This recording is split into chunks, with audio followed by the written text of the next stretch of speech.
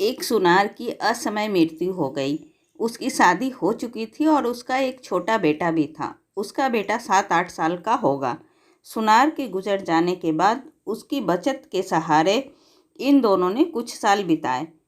बचत खत्म होने पर सुनार की पत्नी ने अपने संभाल के रखे हुए गहने की पोटली अपने बेटे को दी और उसे अपने एक रिश्तेदार का पता बताया और कहा कि हमारे ये रिश्तेदार भी सुनार हैं, इसलिए वह हमारा भला चाहेंगे और हमें इन गहनों के बदले सही और उचित दाम देंगे। तुम उनके पास जाओ और इन्हें बेच के आओ। बेटा माँ के समझाए अनुसार अपने रिश्तेदार सुनार के दुकान पे पहुँच गया।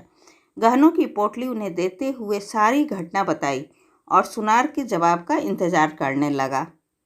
रिश्तेदार सुनार ने थोड़ी देर तक गहनों का अच्छी तरह से निरीक्षण किया और उन्हें वापस पोटली में रख दिया। उन्होंने लड़के से कहा कि अभी इनका दाम अच्छा नहीं मिलेगा। एक काम करो, इन्हें तुम वापस घर पर अपनी माता को दे दो और जब इनका सही दाम होगा तब मैं इन्हें बिकवा दूंगा। रही तुम्हारे खर्चे की बात, तो तुम मेरे यहाँ पर मदद करने आ जाओ। तुम्हारे पढ़ाई का और घर का खर्चा मैं संभाल लूँगा। लड़के ने उस दिन के बाद कई सालों तक अपने रिश्तेदार सुनार के यहाँ काम किया और साथ में पढ़ाई भी की। यहाँ पर काम करते करते वह सारा काम भी सीख गया और सोने चांदी को परखना भी। एक दिन सुनार ने लड़के से कहा, अब सही दाम है, इसलिए तुम वह गहनों की पोटली लेकर आओ। लड़के ने घर जाकर अपनी माँ से वह गहनों की पोटली मांगी, क्योंकि वह अब सोने चांदी को अच्छे से परखना जानता था। इसलिए उसने एक बार तसल्ली के लिए गहने पोटली से निकाल कर देखे। उसे बहुत आश्चर्य हुआ, क्योंकि सारे के सारे गहने नकली थे। वह निराश होकर सुनार की दुकान पर पहुंचा।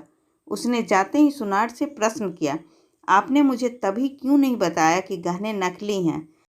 सुनार ने कहा कि तब तुम्हें गहनों की सच्चाई बताता तो शायद तुम लोगों को लगता कि तुम्हारे बुरे समय की वजह से मैं तुम्हारा फ़ायदा उठाना चाहता हूँ।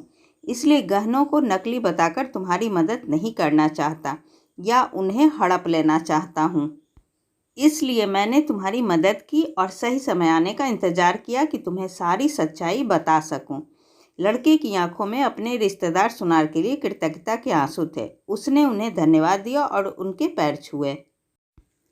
ऐसी ही अच्छी ज्ञानवर्धक और मज़ेदार कहानियाँ सुनने के लिए प्लीज़ आप मेरे चैनल को सब्सक्राइब ज़रूर करें।